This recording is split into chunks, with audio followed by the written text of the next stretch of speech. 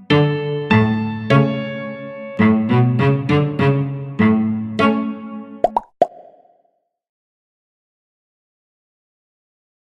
so purpose. So like a few of you are doing already, there's some worksheets in front of you. So like I said, it's the hardest one. So if you think of if branding's at the bottom of as the foundation, the first brick in that foundation is purpose. So it's why do you exist other than making money? I don't know if anybody's over Simon Sinek. Brilliant book. It's the Start With Why, I think it's the title of the book, and he's done some TED Talks. But it's exactly true. It's people don't buy what you do, they buy why you do it. And especially in aged care, it's like if there's a lot of competition, people are actually actively out there looking for why you're actually doing it. So we tend to do this with, because you can kind of go like, okay, well, why does the company exist? To find out, again, you want authentic purpose. You just don't want to be making this up. So going in and literally going, okay, what do you as an individual get out of it? Why are you doing this? There's a lot of people, and we kind of ask that question, and we'll actually go through and do each one. Here we go. So see if you can answer these three questions. So how is the business fulfilling you personally?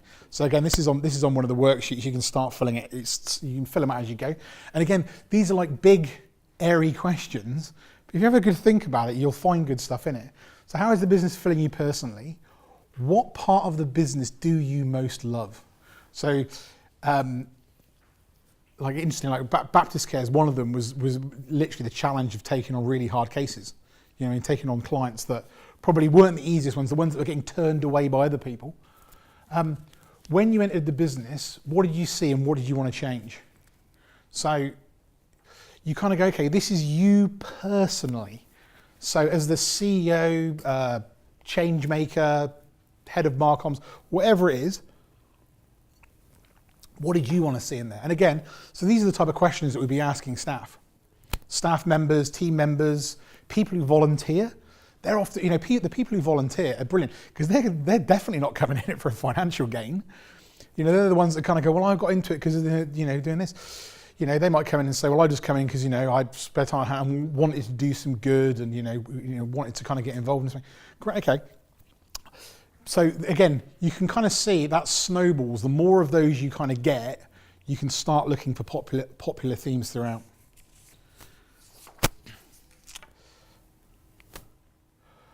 So there's a lot of businesses, a lot of brands, who don't really solve actual problems. They want to start with the big, want to save the world, but don't actually solve real problems.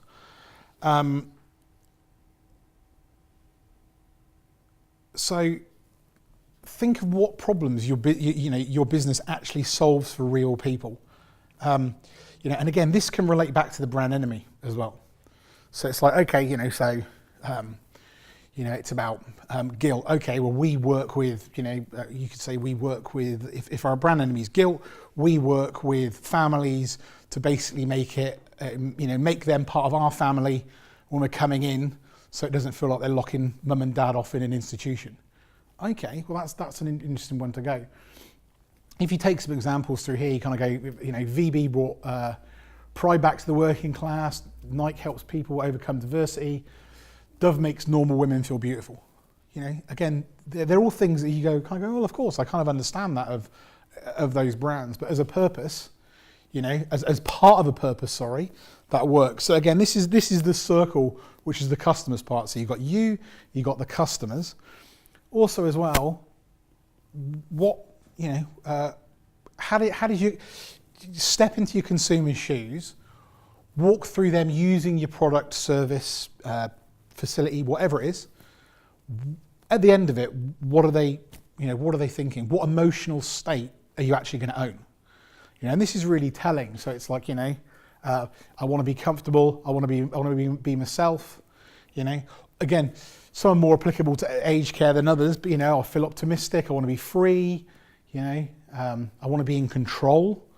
That's a big a big jump for people. And then the third circle of that, which is define the change your brand will make. So people want businesses to be part of big solutions. So one survey found that 73% of people said they'd recommend a company that stands for something. Sadly, only 5% actually believe that companies would deliver on a promise. So you got companies like Patagonia, Tom's and Chipotle, and their brand promise equals their purpose. So they're literally, you know, and there tends to be a direct rub-off between what they're promising and what the purpose is.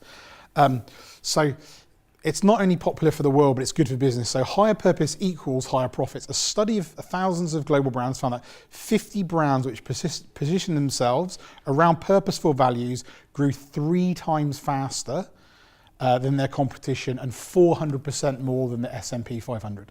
So people are looking for this. This is, and again, it's like, this isn't stuff we're making up as like a, you know, a marketing thing that sits over the top of it. This is actual stuff that people are looking for. You know, if I'm sticking say it is an aged care facility, and I'll go, well, you know, mum needs to go into an aged care facility, and I've got 2, and I've got 1 that looks like they're in it for the right thing, and these guys are just in it for the money. Am I more likely to go for these guys? Of course I am.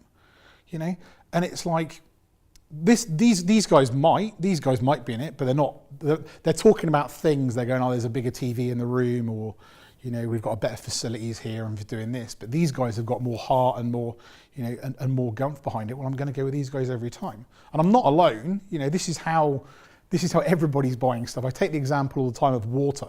Do you know what I mean? You can go in a shop and you can buy a plastic bottle of, you know, no brand water, cheap, or for 10 cents more, I can get this one that's building water wells in Africa. I'm going to go for that one. Because everybody wants to be solving bigger problems and be part of a bigger thing. So, sorry, I'm just on to those questions. So, what problems exist in the world that your brand can solve? You know, and again, these seem huge and arduous. You kind of go, oh, but we're not going to change the world with our brand. Are you not? It's like you can make it a little bit better. Do you know what I mean? If you can make the world, if everybody can make the world a little bit better, you know, that's what we're talking about. We're not talking about huge change, maybe. How is the world a better place because of your product or service? So after people have used it, or their experience of using it, or what they've learned, or what they've come out of it, what's that done for them? And what change do others want to see in the world, and how does your brand fit in? So you can look at, you know, what do people actually, you know, what's a bit of a cause we can get behind as well. And so those 3 things overlapping, again, so there's some cheat sheets in there as well. You can just write, and this is the point, is you just write notes in there and you'll start to notice common ground in there, you know, and it might be like key words that kind of crop up, you know, so, you know, community, betterment, and those sort of things, and they start coming in and it starts to make more sense for actually coming up with a solid theme in the middle.